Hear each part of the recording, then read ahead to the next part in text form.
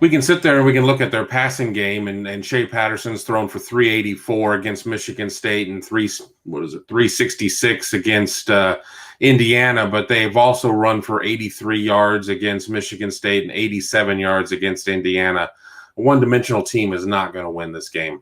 It's just not going to happen. It won't. So unless they can figure something else, unless Zach Charbonnet or one of their other guys is able to figure out how to run the ball, I'm not overly concerned at that point. That, I going up to Ann Arbor this series, I mean, I get it. I was an undergrad at Ohio State during 2-10-1 under John Cooper. I've seen crazy things happen. The better team not always winning the game and all those situations. But with that being said, I think that all of this talk of this renaissance resurgence of Michigan may be a little overblown. I mean, and I'm gonna piss off all the Notre Dame people. Notre Dame has been grossly overrated all year, every year. And, so they come in and they knock the snot out of Notre Dame 45-14, put up these huge numbers.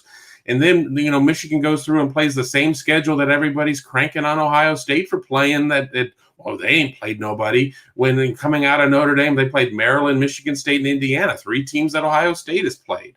Yeah, they are finding their passing game. They need to, because they can't run the ball.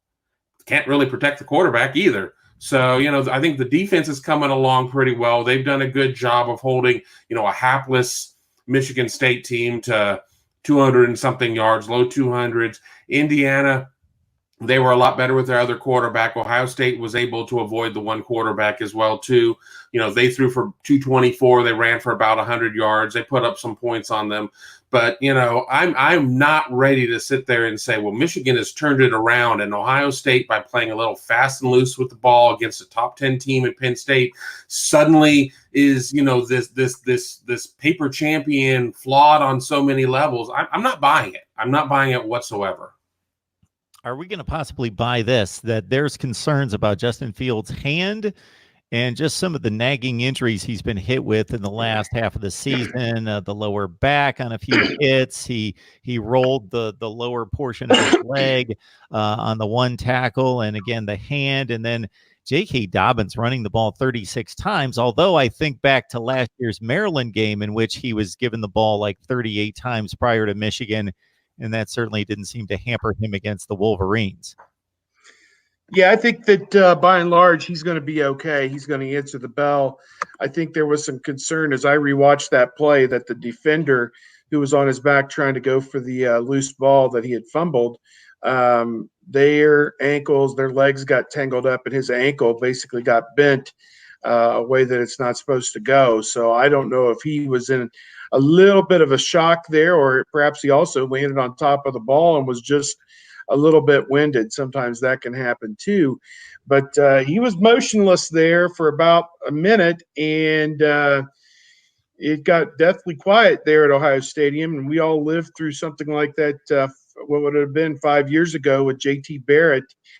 This week, coming up 5 years ago on Friday, I'll have a story about the Michigan game that was played and how Barrett broke his ankle. It was toward the end of the third quarter of that game against Michigan, and they were able to press on and win the national championship without him. I don't think that Ohio State fans are particularly excited about the chance of going forward without Justin Fields. He for all of his many faults, which there aren't a lot of them, I say many, M-I-N-I, not many, faults. I think the one that kind of came to the forefront last week was holding the ball in the pocket and staring too long. But if he does that instead of throwing a bad interception, I guess that's more acceptable. But he's got to either make a decision, step up and throw, or step up and go. And I think that's what Coach Day's probably teaching him this week, because I know at least one of the sacks seemed to me, people were blaming Thayer Munford right after the holding penalty, and it seemed to me like Fields was in the pocket for 4 seconds. He's got to make a decision, and the offensive line can't be expected to hold for much longer.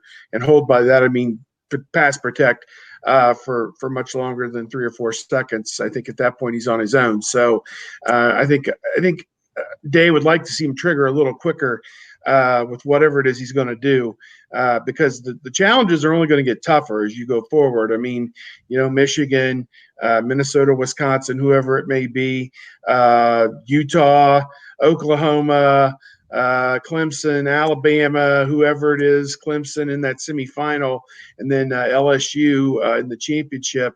If that's how it all turns out, there's going to be some people in there who are going to get in his face and create problems for him.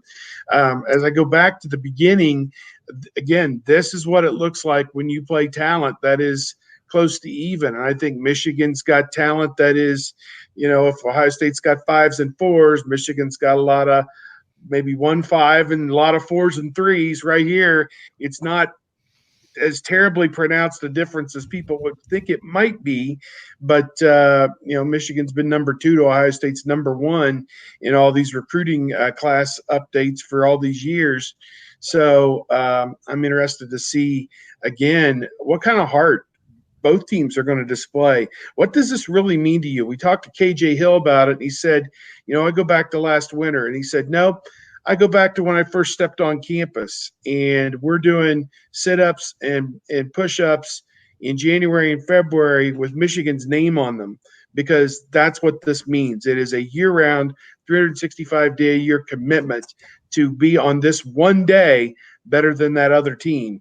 And that they live it, they breathe it, and they go the extra effort to put themselves in position to do better on this one day. So nothing that Michigan has tried in the last 2 decades has really had much sustained success against Ohio State. They beat the Buckeyes in 2003 when Ohio State was the defending national champions. They'd already lost the game to Wisconsin. And then obviously in 2011, when Ohio State was in complete disarray with Fickell as the coach that season, it was still a close game up there, but Ohio State had chances to pull it out. But again, as I say, I don't sense or see any kind of change in how Michigan approaches Ohio State. And until that happens, I don't see much of a difference in the final result.